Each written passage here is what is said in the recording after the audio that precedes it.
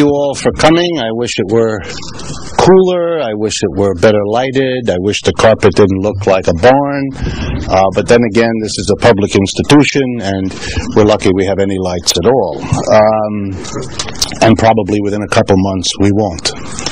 And then we'll meet in the dark. But that would be symbolically appropriate given what I'm about to say anyway. This is the greatest crisis of capitalism in my lifetime.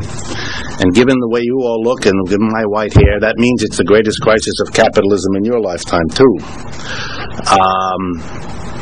And it therefore requires an extraordinary effort to understand it and an even more extraordinary effort to come up with a program to deal with it. What I'm going to do is try to explain to you how I see this crisis and how it arose, where it comes from, and then to offer a socialist response to it. And this is not because of my abstract interest. I am one. That's why I'm interested in doing this. I want to develop a socialist response to it. I just don't want to do it in the realm of theory. I want to do it in actuality. And the best way I know how to do that is to use the most highly developed theory for doing such things, which is Marxist theory. So that's what you're going to get, a Marxist analysis of what happened and what might be done.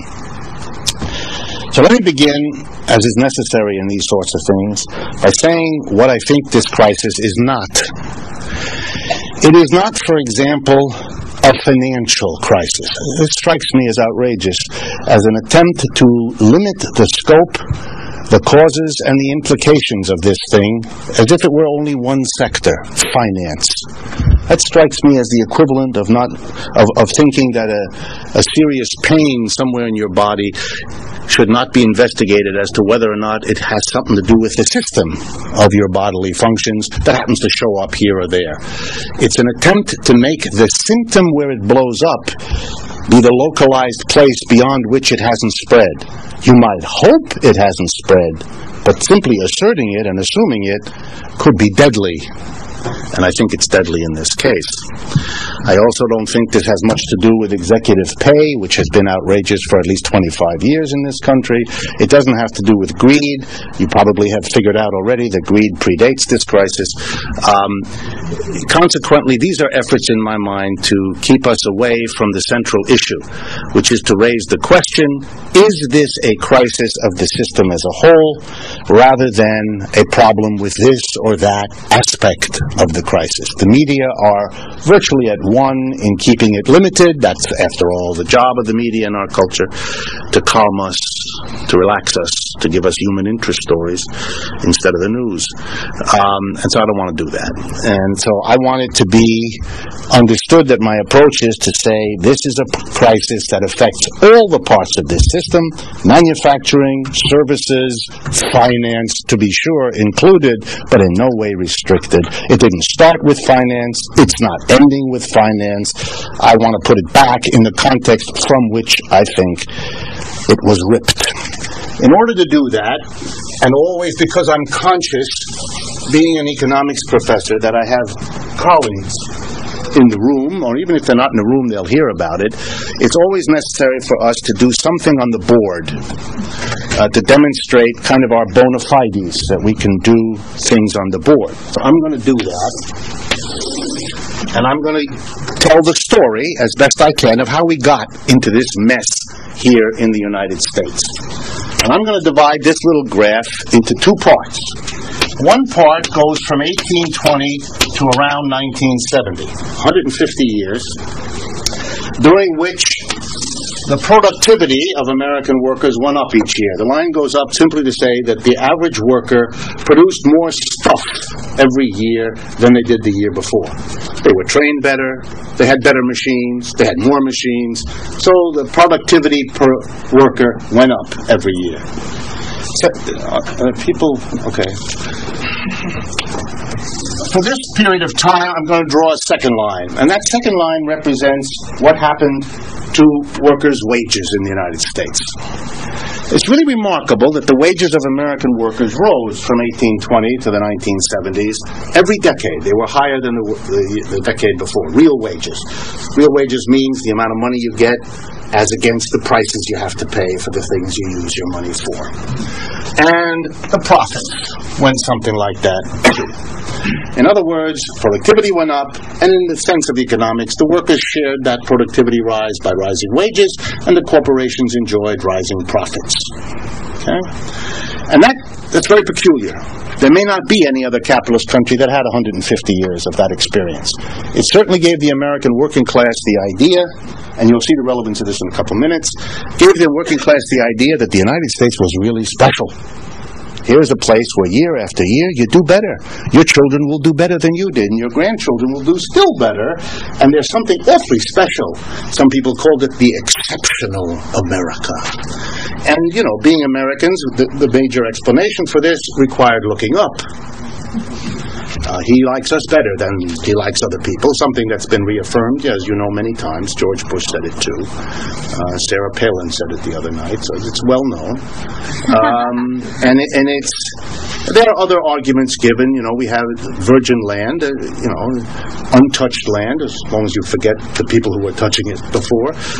Things like that. Nonetheless, there is this hard, powerful reality that the American working class enjoyed 150 years of rising consumption. It's therefore not surprising that a working class that enjoys rising consumption for 150 years would choose to define its own self-worth, measure its own success in life according to the standard of consumption. That's safe. That's going up. Safe thing to measure yourself in. So Americans began to think of themselves as successful if they lived in the right neighborhood, drove the right car, wore the right outfit, had the right vacation in the right part of Europe, etc. Americans became wedded to consumption in a way that other working classes in the world hadn't. Probably still haven't. It's not an accident that in the United States, the industry we call advertising rose first and developed further than anywhere else. A whole industry devoted to cultivating the passion for consumption in a population already 3/4 of the way there. Why is this important?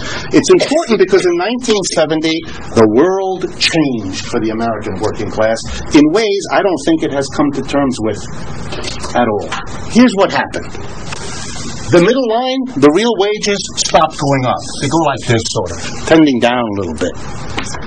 The real weekly wage, the real hourly wage of a worker in the late 1970s was higher than it is today. What you get for an hour of work in the way of goods and services is less now than your parents got before you. Real wages stopped. Productivity kept going up. And if you understand what will happen, it doesn't take any kind of advanced degree. I'm not against your getting an advanced degree. It takes a long time, and these days it won't do much beyond taking a long time. But you don't need it. You don't need it. If what you get from each worker keeps going up, but what you give each worker doesn't, then the difference between what each worker produces and what you pay him or her gets bigger and bigger and bigger. This difference here gets bigger and bigger and bigger. The difference between what you get from each worker and what you pay him becomes unbelievable. The last 30 years, roughly since 1970-75, has been an unbelievable time in America. And it begins with the leveling out of wages. A 150-year history is over. And the American people are beginning slowly to sense that the consumption joy is finished. Let's look at why that happened. In the 1970s, a number of factors came together to make that possible. First, the recovery of the defeated World War II competitors, Europe, Japan, meant that American businesses faced competition. And competition from people who had developed their economies after the war with the idea that the only way to succeed was to beat the Americans who dominated everything from 1945 to 75. So if you're going to make it, you have to produce what America produces better or cheaper or best of all, both. And so we all drive Japanese cars. Summary, right? Or if we don't do that, we drive European cars. Perfect example, though that was a major industry in the United States, automobiles, and they went to work to replace us, and they've succeeded. So Americans' businesses reacted in part by leaving the United States, looking to find cheap places of producing somewhere else. That meant Americans lost their job, and so they began to work for less money. The wages start going down. Second, if American company couldn't find cheap labor abroad, there was the alternative. Bring the cheap labor here. And we explode our immigration to bring desperately poor people here to lower the wages. We have a women's liberation movement that takes thousands, millions of American women who worked in the house and they look for a job. You get the picture. A whole lot of factors came together, and I haven't exhausted them all, to make wages go down in the United States. Stagnate or go down. Productivity keeps going up. We know that it goes up because the last 30 years are the implantation of the computer, making it possible for each worker with benefit of computer to do much more than they could have done without one. Productivity rises, wages are flat. The difference is what the employer gets. The last 30 years have been a fantasy, as you're going to see, of employers' dreams come true. An unbelievable time in which the wages stay flat, but each year that you're paying the worker the same, you get more and more stuff to sell. Employers' profits go wild, and all the people who get their fingers on employers' profits, the professionals who sing the songs they like to hear, the shareholders who get a piece of the action of each company's profits, they're the ones who have a bonanza in the last 30 years. Fantastic time.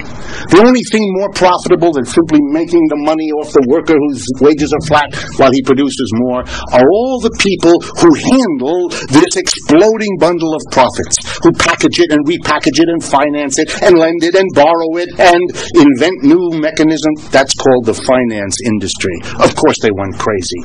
Every finance company, every bank, new kinds of banks, all kinds of banks, stumble all over themselves to get a hold of this. This immense pot of profits also made everybody else who could get their hands on it grab it before it disappeared. Executive salaries went nuts in the United States in the last 30 years. I understand for many Americans, they've only discovered this fact in the last 30 days and are outraged by it, but it's 30 years old. It means the population was sleeping. Or maybe it just didn't matter. So long as you were getting your situation, who cares if they got 30, 60, 70, 80, 100, 200 million? What difference does it make? There's so much profit that we can all be at the trough. Capitalism always goes wild. We always have bubbles and booms under these circumstances. We open a new continent for capitalism, it goes crazy. It has a new invention, it goes crazy. The railroads did it, the electricity did it, nuclear energy did it. Whenever there's an opportunity like this, for whatever reason, capitalist competition produces a bubble that bursts. If you don't want a bubble that bursts, you got a problem with a system, because it has done it over and over again. What did the working class do? I'm more interested in that, being a socialist. What did the working class in America do? It had a problem. What was the problem? No rising wages. For a population committed to measuring each person's success by the amount of consumption they could afford. Measuring your meaningfulness in life, your standing, your prestige. Everything about you is measured in terms of consumption. What car, what neighborhood, what mall, etc. What happens to a population for 150 years that experiences rising consumption when the means they had always had to achieve it, rising wages, stop? Well, they can go through a trauma right then and there. We can't anymore. It's over. Most people don't do that. They found other ways. And two in particular I want to draw to your attention because of their effects. One, Americans undertook more work. That is, people took a second or third job. The number of hours per year worked by the average worker has risen about 20% since the 1970s. By comparison, in Germany, France, and Italy, for example, the number of hours worked per year per worker has dropped 20%. That's a stunning difference. American workers began to work to a level of exhaustion. Secondly, they sent more family members out to work. Women, particularly, went out to work. Retirees went back to work, and teenagers learned to love a job sooner than they had before. We got more people working. Did that solve the problem of American workers' rising consumption? No, because it turned out that there were all kinds of costs associated to the fundamental exhaustion of the American worker and his/her family.